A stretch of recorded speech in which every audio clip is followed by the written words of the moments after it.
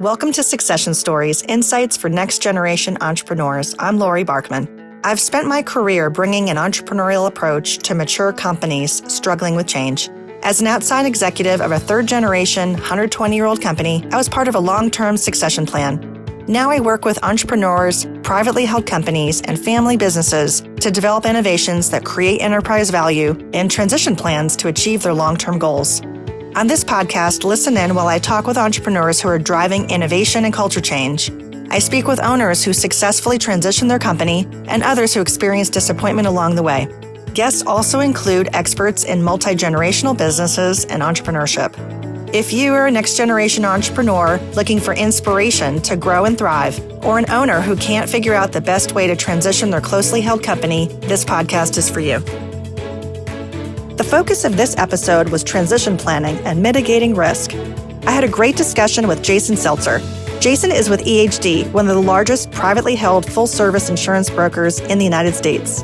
We had a great discussion because Jason is an entrepreneur. He sold the firm that he co-owned with his father, so he's a risk taker by nature, and he's in a profession that helps companies manage risk and protect their interests.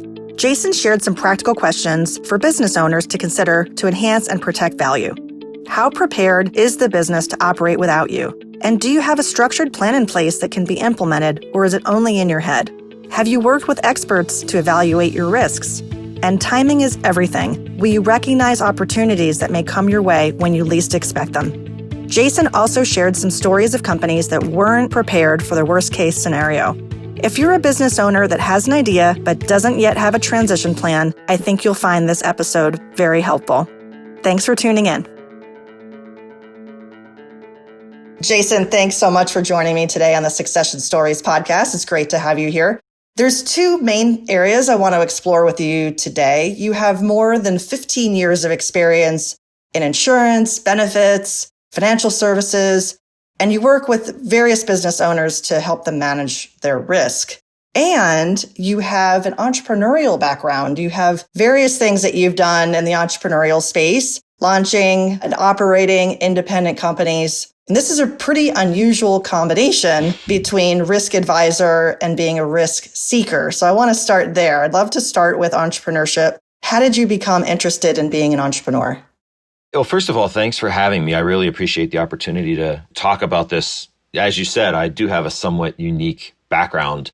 I would say that entrepreneurship has always run in my family, even though I didn't fully realize it until I was out of college myself. My grandfather started his own medical transcription business back in, I want to say, the 1960s. And, it's a very outdated concept nowadays, but I believe how it worked was doctors would, instead of transcribing their notes, would call a phone number, and there would be a transcription person sitting at the other end who would type up all the notes for all of the files and send them in. And my father was approached by my grandfather, and he said, look, I've started this company. I'd like for you to take it over. And he said, it's not really what I'm interested in doing. Part of it was that he wanted to move from South Jersey to Pittsburgh with his now wife, my mother. The other part of it was that he had that kind of entrepreneurial streak of his own, and he didn't really know what to do. He worked in a couple different things before he ultimately got into the risk management business himself.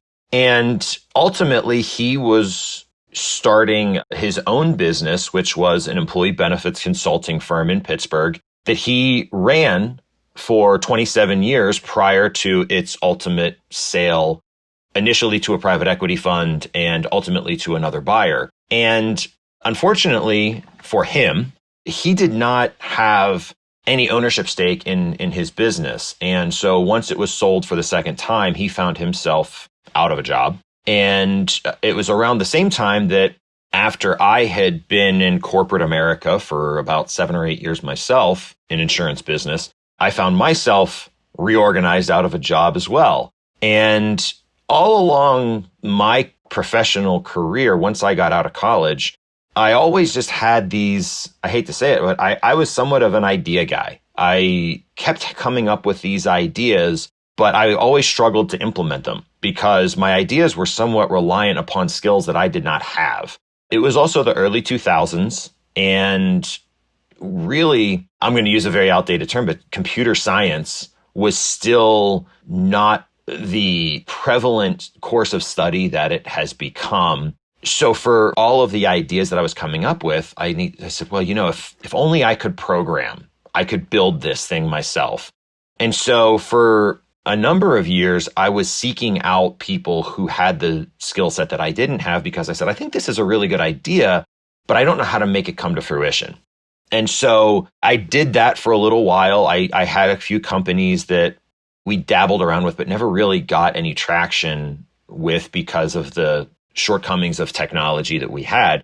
But at the same time, because I had that background in corporate America, in sales, in, evaluating opportunities, evaluating, product fit, helping to develop products, I was approached by a local seed organization to say, look, you've kind of got this weird skill set that a lot of our portfolio companies could really use, which is, how to sell, how to find product fit, how to do consultative analysis for companies.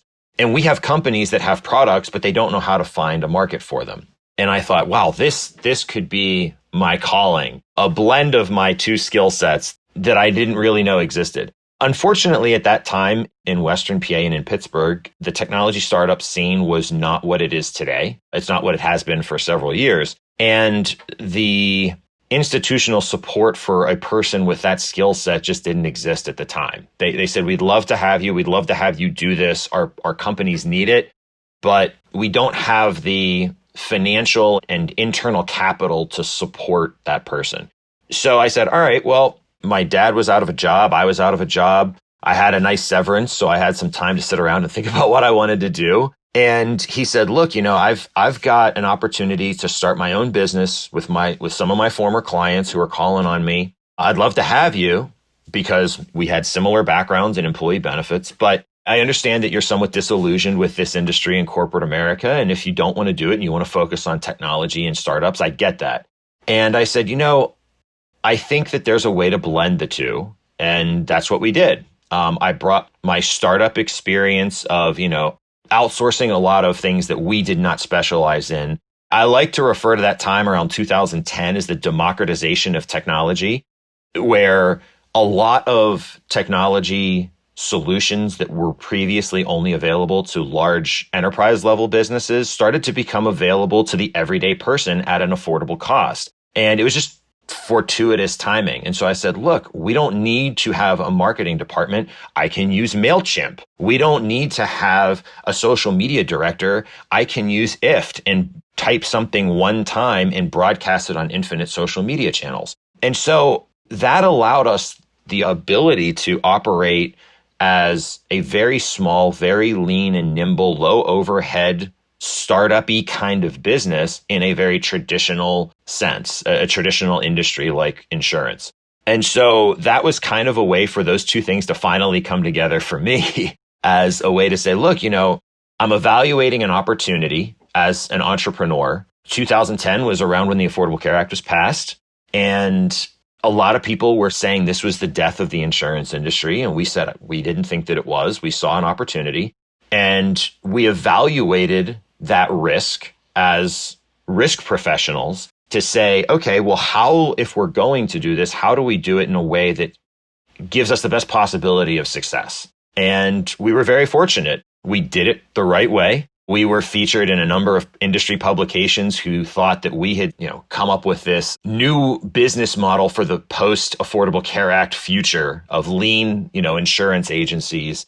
And we did that for several years until we realized that in order to take the next step as an organization, we needed to either make a capital investment in our business or we needed to look for a partner. And it just so happened that the perfect partner fell in our laps. And so that began my succession story with my company as well. And, all along the way, I still dabbled in other technology companies. I was an advisor to a technology startup that ultimately was acquired in New York in the digital media space. I was a co-founder of a technology startup here in the real estate space of all things. And all of those things I've divested over the years as I tried to focus on growing what was my business that we ultimately sold. But to your point, I was very fortunate to identify those two parallel tracks of risk taking and risk analysis at a fortuitous time where I could bring both of those things together to form a company that capitalized on both. Yeah, that's a fantastic overview. And there's so much in there over, a 10-year span. But you tried a few things, you learned along the way, and entrepreneurship is definitely not easy, especially if you are trying to do something solo and need essentially a team around you. The place that you kind of mentioned, was it a startup accelerator? Is that right? Yes. And so that's another avenue that some entrepreneurs are participating in across the country. Sure. The one here locally is called Alpha Lab. I believe that was the one you were a part of. Yes. So that's really interesting. And eventually that led you and your father to come together because you had such different backgrounds. Yet the commonality of interest was around the insurance or risk mitigation space. So let's talk about that. So you started the business with your dad and it was called J. Seltzer Associates. Is that correct? Yes. We got really creative. You got really creative. Yeah. So tell us a little bit about that business. Was it successful? It sounds like it was. What do you think inherently from going from 0 to 100 miles an hour? What were some of the reasons behind that success? I think a couple of things. We had a lot of people around that time start to tell me on a personal level, I really wish I could do what you're doing. And I said, well, not everybody can. And we were fortunate for a couple of reasons. One, as I mentioned, I was very fortunate to have a very generous severance package when I was reorganized out of my prior company. That gave me about 6 months of full-blown income to decide what I wanted to do. The other thing is that I come from a very fiscally conservative family. Maybe conservative is not the right word to use because of the political connotations, but a very responsible family where my parents, my dad in particular, had very little to no debt. House paid off, no car payments, a nice amount of money socked away from his 27-year career. And that allowed us to say, okay, we can operate with no income for the better part of a year. Fortunately, I had a working spouse who made a nice living. So between a lot of those things, the financial aspect of it, I think, is what scares a lot of people away. They can't work for free for an extended period of time. The second thing I think that made us jump at the opportunity and get off the ground running was that we were leaving an existing business and coming into a similar business, if not the same business, with somewhat of a book of business to bring with us. I worked for my father at his prior company for a short period of time. And when he left his prior firm, a number of his former clients were calling him saying, I want to work with you. I don't want to work with the new people. I've worked with you for 25 years. I want to keep working with you. And that gave us the kind of spiritual motivation that people still wanted to work with us. And it also gave us a little bit of clout when it came to two guys working out of their basements to go into an organization and say, look, yeah, we are two guys working out of our basements, but these are all of the companies that have chosen to do business with us. And if it works for them and they've been with us for 20 years, regardless of where we are, there's no reason it can't work for you. And so I think those two things made a significant difference in our ability to not only start a company, but continue to grow that company, for the 9+ years we did it prior to our acquisition. I think that's such a powerful thing to get that first customer. I recall being at a startup and we hung the printout of the very first software sale. We had that hanging on the wall. Sometimes you go into a restaurant, you see the first dollar bills hanging there. And that is very motivating. And thanks for sharing that story about working in the basement. I think that's pretty relatable for anyone who's been at a startup. You got to start somewhere. Absolutely. And it's also kind of cool. I just want to point out there was a different episode that I recorded. And so on that episode, we talked about ageless startup and that it's very common for people to start businesses in their second half of life. And your dad certainly was one of those people. So I think that that's fantastic. As someone who has tried and failed to start companies as a 22, 23, 24-year-old who did start a company when I was 29 or 30, who started another company when I was in my early 30s, and obviously my father who started a company when in his mid 50s, I genuinely think that my life experiences and professional experiences, even over that short period of time, really made a huge difference when it came to when I did ultimately jump at starting a company. I felt as though I was a lot more prepared than when I was a 24-year-old just throwing things against the wall and hoping something stuck. So you're absolutely right. I know in the tech industry, there's somewhat of I don't want to say a prejudice, but a preference for younger founders. Although I think that older founders, if there's probably a study out there somewhere that says that they're probably just as successful, if not more successful than younger founders for that very reason. And it's a readiness factor too. Mm-hmm. So let's go to your succession story. As you mentioned, you and your father sold the company to a different company called EHD, which is the company you're with today. I'd love to hear about the dynamics of that decision making. If you put yourself back in that chair with your father, was that an easy decision, overnight, no problem, done, get the paper signed, or was it something that really took some time to think through? The impetus for ultimately selling the company was a somewhat challenging one in the sense that, we only had two people that had to make the decision, me and him. And he and I did not agree on what our future was going to be. As I mentioned, his father started a company, wanted to pass it off to his son. He started a company, he wanted to pass it off to his son. I also have a younger brother who's 9 years younger than I am, who's in the industry. And his goal was always to start a business that could be ours. Start a multi-generational business that could create somewhat of a legacy. And while I agreed and appreciated all of that, I also looked at it and said, we are in a period of unprecedented M&A activity in general, specifically in the insurance industry. And I got a very insider glimpse into that because of some work that I have done over the years through a third-party company that advises private equity funds and management consulting firms and et cetera on issues specific to our industry. And as I was doing that consulting work, I came to realize that, I don't want to call this the golden age of agency acquisitions, but it may be. I mean, the multiples that the firms were paying were outrageous. And I said, this is not a get-rich-quick scheme, but we have kind of two opportunities. I said, look, there's a lot of smaller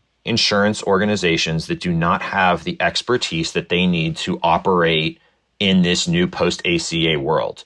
The insurance agency tends to skew older. So a lot of these agency principals are getting older. They don't have a succession plan. And they have a book of business that they are no longer able to manage. And if these private equity funds aren't attracted to them because of their size, why don't we go buy them all? And we start our own mini private equity acquisition strategy.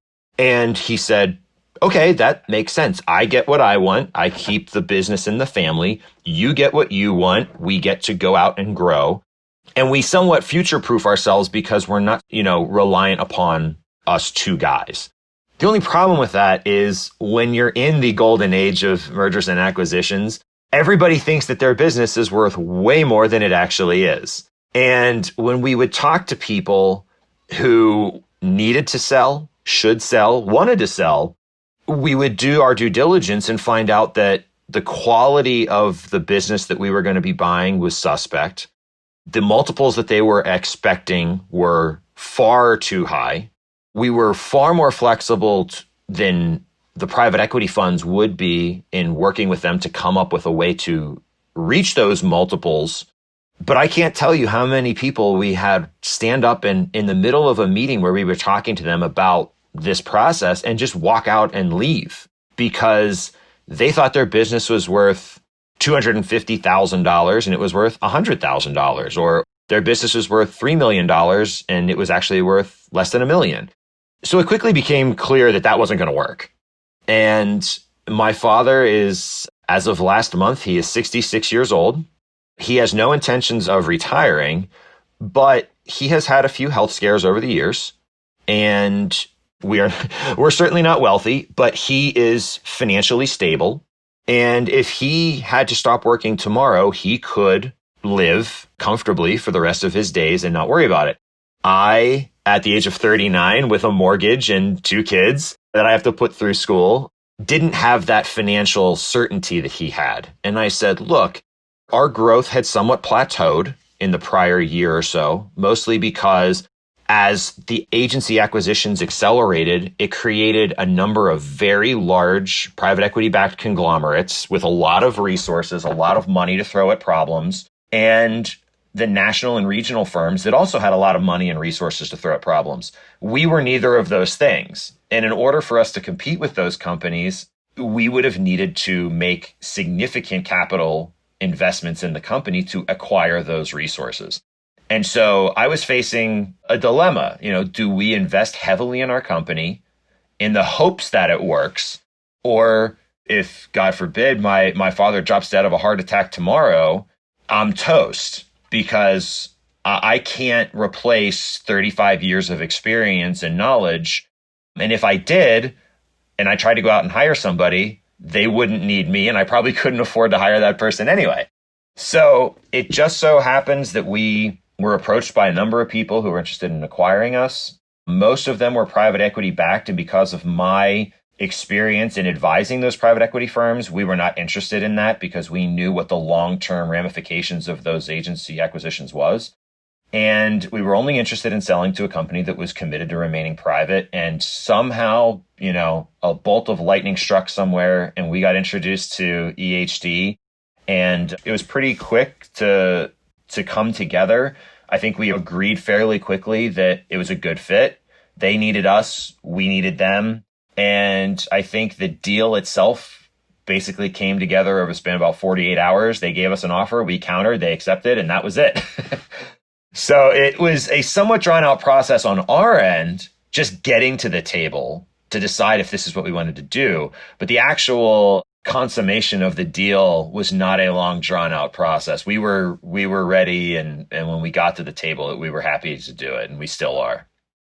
How long did the process take from when you first started to have these conversations about strategy with your father till when you sold to EHD? I would say probably about a year. We spent about 6 months on our own trying to do our own little mini acquisition spree. And when we realized that wasn't going to work, it was about the same time we were introduced to EHD. And that process took 6 months, not because of anything other than it happened to be in the fourth quarter of 2018. Fourth quarter for our industry is typically extremely busy. So we were busy, they were busy. We kept meeting in Bedford Springs because it was halfway between our office and their corporate office.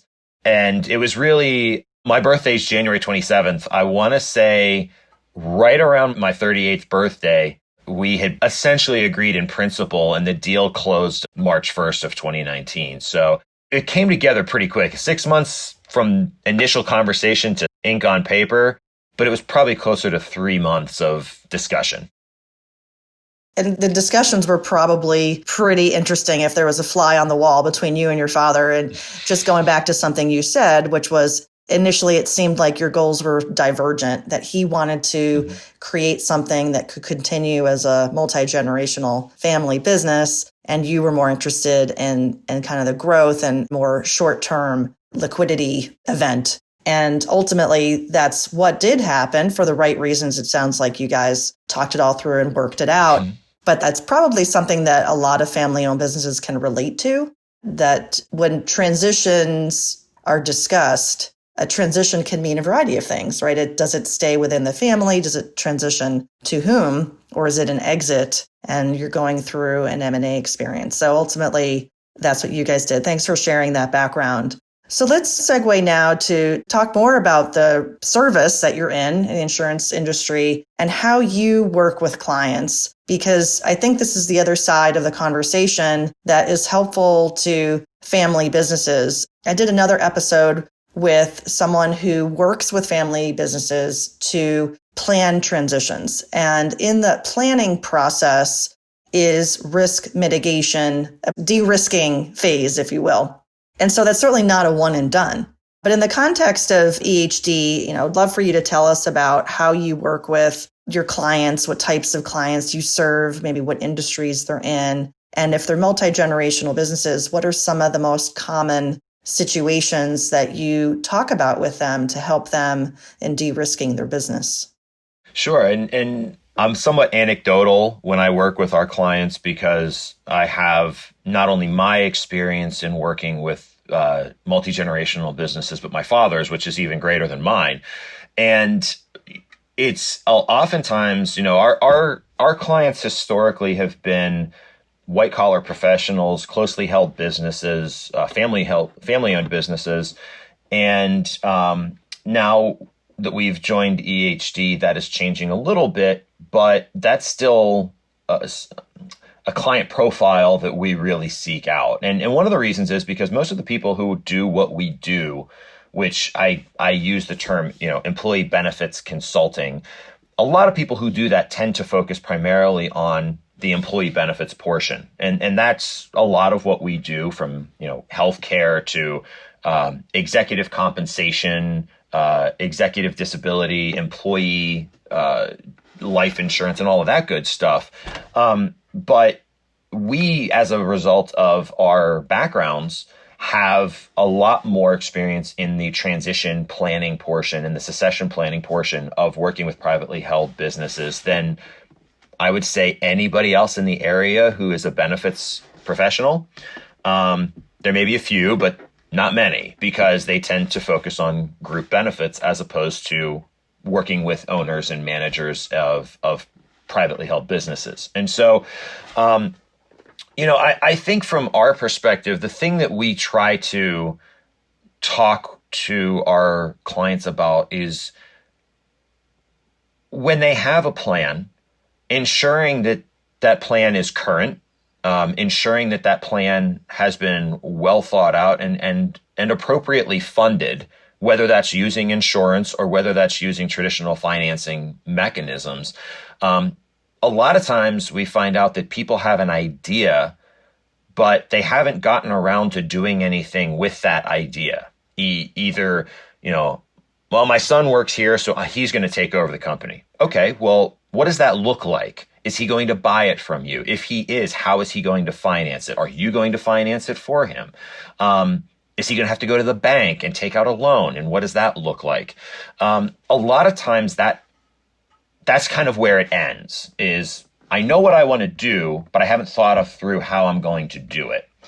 And so what we do in those situations is we try to politely and professionally scare them into doing something by telling them stories of people who didn't get past that stage and what happened to their businesses.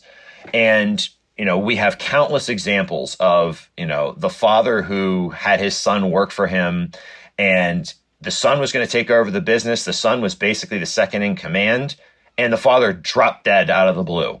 And the son suddenly inherited a company. The management was working for somebody 25 years their junior. He had been in the industry for 5 years. They'd been in it for 30. And all of the problems that come along with stuff like that. So we try to incentivize them to say, look, you can't just have an idea. You have to have a plan. And we aren't necessarily the people to help you implement that plan or further develop that plan.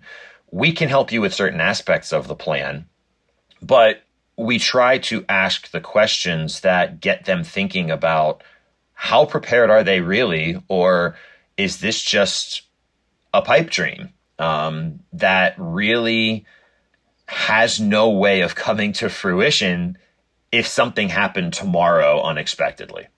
And when you talk about a plan, do you talk to them about a plan for their leaving the business, however they leave, whether they leave on their own or whether in terms of retiring or they're leaving because of a death? How real are you getting with them on this? Well, as risk people, we tend to get pretty real pretty quickly because we want to assume the worst case scenario and then work backwards from that. So, one of the questions that we'll typically ask is, let's be honest, if you drop dead tomorrow, how would your business continue operating without you? Could it continue operating without you? What would the revenue implications of your inability to be at work due to your business? And how prepared are you for that? And then we take a step back and we say, okay, well, all right, we talked about it. If you were to unfortunately meet your untimely demise, let's talk about what happens if you can't work. You're still alive, but let's say you are suffering from dementia, or you're suffering from Alzheimer's, or you're diagnosed with cancer and you can't come in and do your job. How prepared is the business to operate without you? What mechanisms are in place to support both financially as well as operationally your business? And some of that is self-serving, setting up buy-sell agreements, key man policies where there's insurance involved is obviously part of what it is that we do. But in our experience, if you don't get people thinking about the worst case scenario, it's harder for them to kind of get off the line and think about the best case scenario. And so we then, we'll take a step back from there and say, okay, let's say nothing happens to you. And that's probably what's going to happen. You should still, plan accordingly and, buy some insurance in case those things happen. But if it doesn't, what's your plan? Are you going to sell to the highest bidder? Are you going to sell to a family member? Do you want to sell to your employees through an ESOP? What have you explored? What are your feelings about those different things? Because some people they have very significant gut reactions to certain things. I would never sell to a private equity company, or I'm not selling to an ESOP because I fundamentally don't believe in that. And then that helps us further whittle down kind of the conversation to say, okay, well, all right, maybe an ESOP's not a good fit. Let's talk about, selling to your son or to your daughter or to your business partner. And then we kind of work them through that. And the hope is to at least get them, would we love to help them set up a buy-sell agreement and fund it with some insurance? Sure. Would we like to set them up with some key man policies? Absolutely. And they should have those. But the ultimate goal is to get them to acknowledge that there's a need and then help them fill that need with someone who can really walk them through the process of establishing a plan to achieve whatever that goal may be. Yeah, totally understand what you're saying. And it's getting that conversation started because it really is going to take a while to figure out all the pieces. And owner readiness is a big part of that. They have to really be in that mindset and in that strategic thinking and the what if thinking that you talked about in the worst case scenario, but also thinking about that future of what do they envision. And is it in the multi-generational setting, who they want to transition to, et cetera. And I've seen some statistics out there from the Exit Planning Institute that says that about 49%, so less than half of multi-generational business owners have no transition plan in place. From your experience, would you say that's the case? I would say that may even be a little bit generous. I think that depending upon what you determine a plan in place to be, that may be a little bit generous, because I think a lot of people have a plan. It's just between their ears, and they haven't actually done anything to begin to implement that plan. And when it comes time to implement that plan, do you want to implement it on your terms, or do you want to implement it on someone else's terms because of the circumstances surrounding that exit, whatever that exit may look like? I shudder to think, again, because I've heard the horror stories of what happens when you don't plan. I'm sure all of the people that I could tell stories about had a plan, but the plan wasn't an actual plan. It was an idea. And without an actual plan, it's nothing. There's nothing there, really. Yeah, it can't be just in someone's head. It has to be a real implemented plan. That's an excellent point. I was curious about any other stories that you wanted to share. You mentioned there was a story about an untimely death. I'm sure from the 5 Ds, there's a couple other Ds out there that float to the surface most commonly. Divorce, I understand, is another common one. Mm-hmm. Yeah, I mean, a few quick stories. A friend of mine's father ran a hedge fund with a business partner. And he worked for his father. They had no plan in place. Unfortunately, the business partner passed away unexpectedly. And the spouse of the business partner approached my friend's father and said, I want my husband's portion of the business, and I think that it's worth X. And my friend's father said, it's not worth X, it's worth Y. And she said, all right, I'm going to get a lawyer and we're going to settle this in court. And what ended up happening is the fund was dissolved in order to pay the legal fees and pay the surviving spouse. The son, we're talking about multi-generational businesses. The son had to leave the business, go get a normal job. He's doing okay. He's managing funds for someone else, but it's not his business anymore. And in a very tight-knit community, this drew lines socially. People were coming up to people in the grocery store saying, I can't believe what you're doing to this guy's poor widow. Or people would go up to him and say, I can't believe that she's trying to do this to you.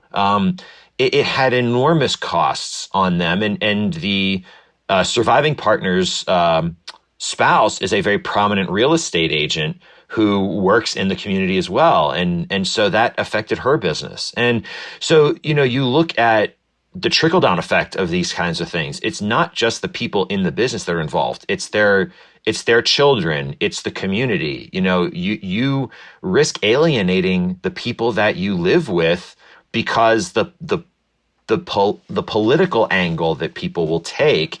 Everybody's going to pick a side depending upon who they tend to favor in these kinds of things.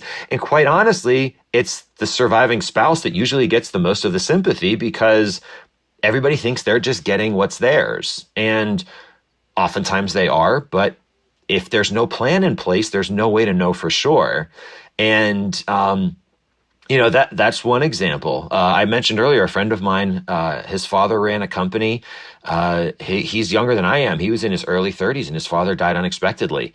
And in his early 30s with a young family, he had to take over a company that has about 60 employees over 2 or 3 states.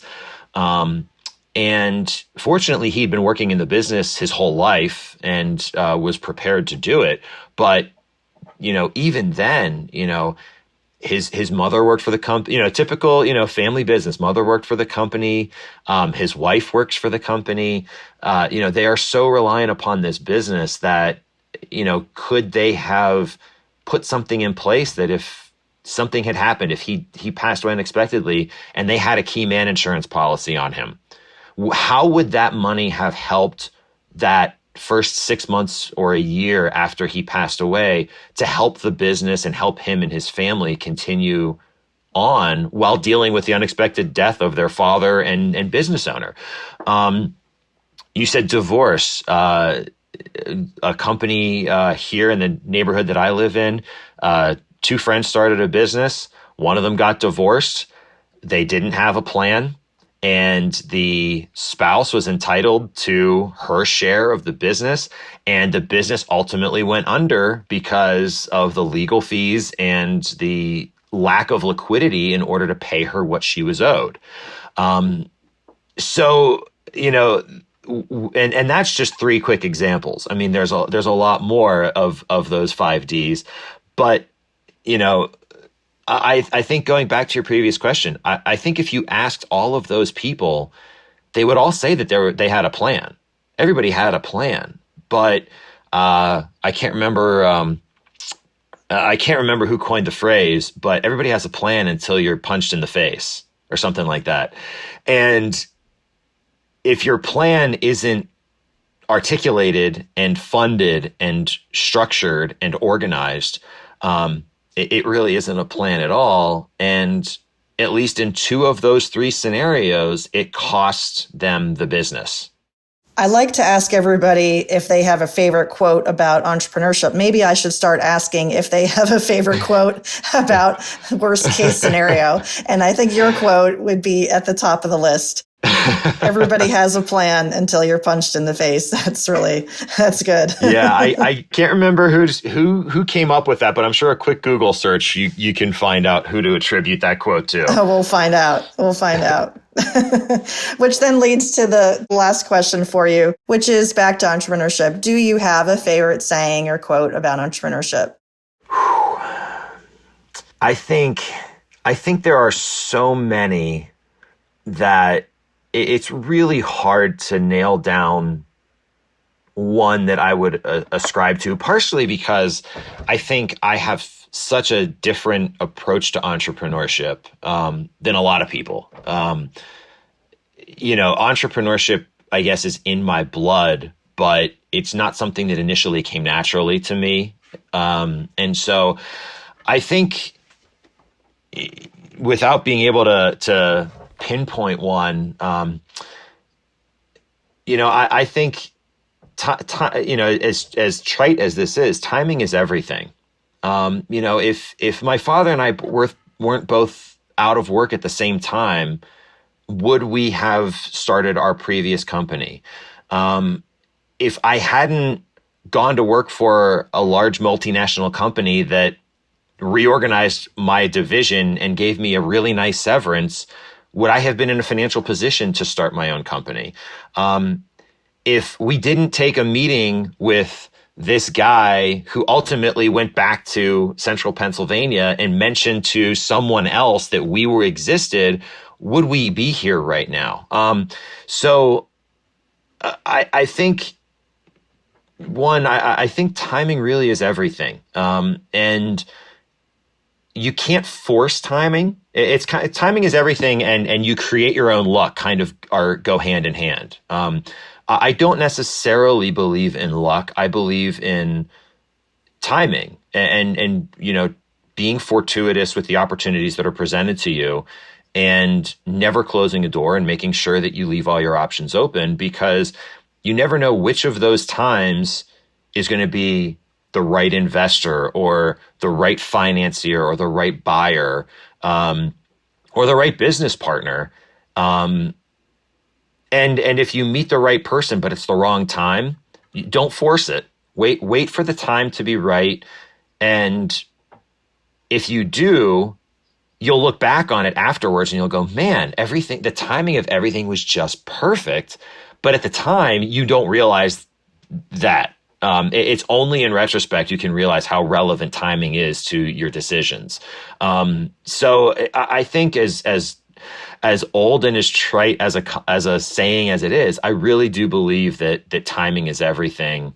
And if we want to kind of do a 1A, you create your own luck by virtue of taking advantage of timing. I love it. Thank you for that. And I agree. I think a lot of it is timing, and it is hard to know when you're in it. But when you look back and you say, oh, that really fell into place. So one final thought, if you had something to say to a multi-generational business owner who has not yet started transition planning, what advice do you have for him or her? Not to coin my own phrase that I came up with earlier, but I think I might have to go back to that because I liked it. I'm sure in your mind, you have a plan for what your business was going to look like a year, 5 years, 10 years, 50 years from now. If you didn't, you wouldn't be an entrepreneur. You wouldn't be a business owner. Nobody gets into business without having an idea for what they want their business to become. But if you don't have a legitimate, structured plan in place that is funded, that is leveraging third-party resources and experts who do this for a living and who understand the pitfalls of transitioning a business, you don't have a plan. You really don't. So take your plan out from in between your ears, put it on paper, and ask for help. There's a lot of people in a lot of different industries like you, Laurie, like us, who excel in different areas of helping you bring that plan to fruition.